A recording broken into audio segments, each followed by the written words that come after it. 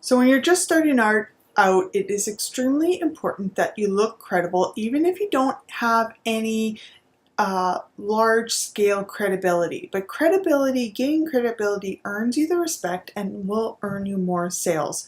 So the higher you perceive and present yourself as being credible, the more people will be willing to pay attention to you. So in this video, I'm going to talk about some steps that you can take in order to gain some instant credibility, especially if you're just starting out. Hi, my name is Maggie May and I'm a digital marketer and the founder of Tribal Marketer, and we help small and medium-sized businesses build their tribe one lead at a time. So the first step in order to build credibility is to actually argue against your own self-interest. Now, what do I mean by that? So when you are selling products and services, mention clearly who the product is for and who it is not for. No product or service on the planet can cater to everyone's needs, so while you're promoting your products and services, always clearly mention who the product is for. People who are thinking of buying your product or service, if they see that you're actually turning down sales by mentioning directly who the product is for, they will start to think that you are honest and credible. You would rather sell your product to the audience who needs it the most instead of trying to sell it to everyone and receiving refund requests and unhappy customers. So knowing your customer avatar and directly catering to that customer avatar and calling them out in your copy and messaging is super important. There's some research done by Dr. Elliot Aronson. He is the only person from the American Psychological Association to have won an award for writing, teaching, and research. And he did an experiment where he presented the participants with a concocted newspaper article relating to an interview with a fictitious mobster, Joe the Shoulder Napolitano. And in the article used by one group, Joe argues for stricter courts and more severe sentences for serious crimes. The other group read about an interview where he advocated for more lenient courts and penalties that were far less harsh. What was remarkable about this experiment was that when he argued for stricter courts and tougher sentences, Joe the Shoulder was extremely effective.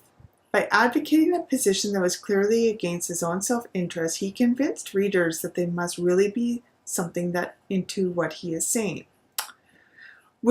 So going back into what I was saying previously, while promoting your own products or service, always mention who the product is not for in addition to who it is for. This will allow you to gain more trust, show you as being honest and credible. Tip number 2 is to always show precise numbers. If you meet someone who asked you the revenue you made last month and you say, I made $20,000 in profit, they are less likely to believe you than if you had told them you had made $20,347 in profit. Why? Because when we rounded off numbers in order to make it easier to convey, no one is able to trust that. Rather, if you say the exact number and if the number ends in an odd number, psychologically, people will start to trust that.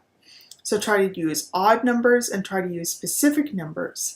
Even when you're sharing testimonials and data, make sure you don't round the numbers off and always be specific. Tip number 3 is to always provide proof.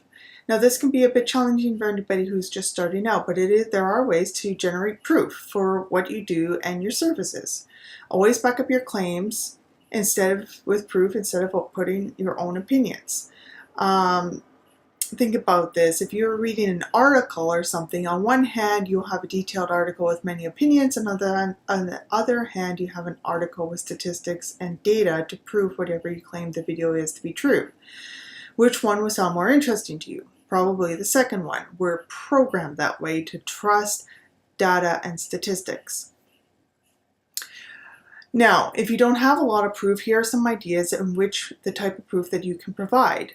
So obviously testimonials of people you have worked with. If you don't have any, a workaround you can do is by providing your services for free in exchange for a testimonial.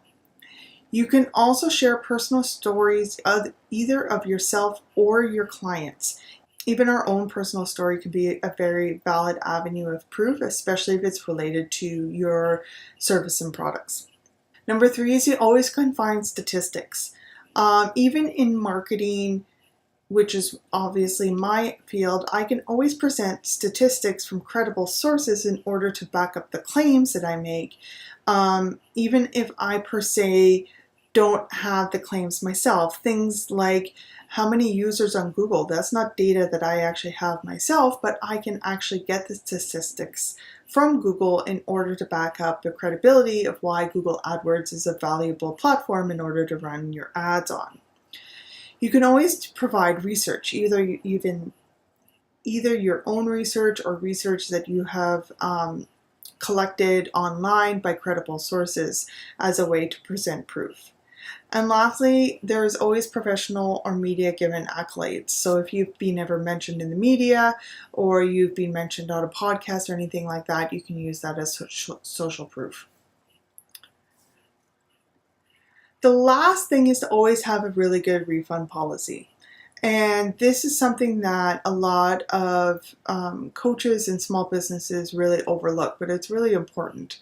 If you're confident in your product or service and you know it's going to transform your audience's lives, always provide a refund policy. As long as you're selling your products or services to the right audience, you're not very likely to receive very many refund requests. In general, it'll be like 1 to 2%. There are many companies out there that provide awesome refund policies. Digital Marketer, which is an organization that I'm a part of, they offer a 30-day refund policy on all their courses. The owner of I Will Teach You to Be Rich, Ramit Sethi, has a refund policy of 60 days. And you just have to show that you did the work with his courses and didn't get the results, and they'll refund your money in full.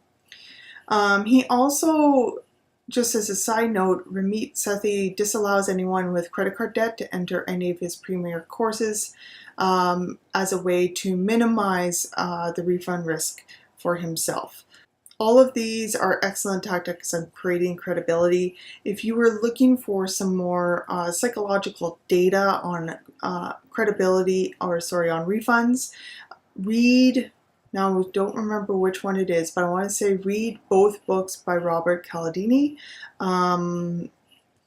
It's probably Influence that has the section on refunds and guarantees, but it might be Persuasion as well. But either one are both amazing books that anybody in the online space needs to be reading. So I hope you have enjoyed this video, and feel free to go ahead and share it with anyone who you think might benefit from it. Leave a comment below and let us know how you are going to take actionable steps to increase your credibility. And lastly, always spread the love and subscribe to our YouTube channel. Thank you, everyone.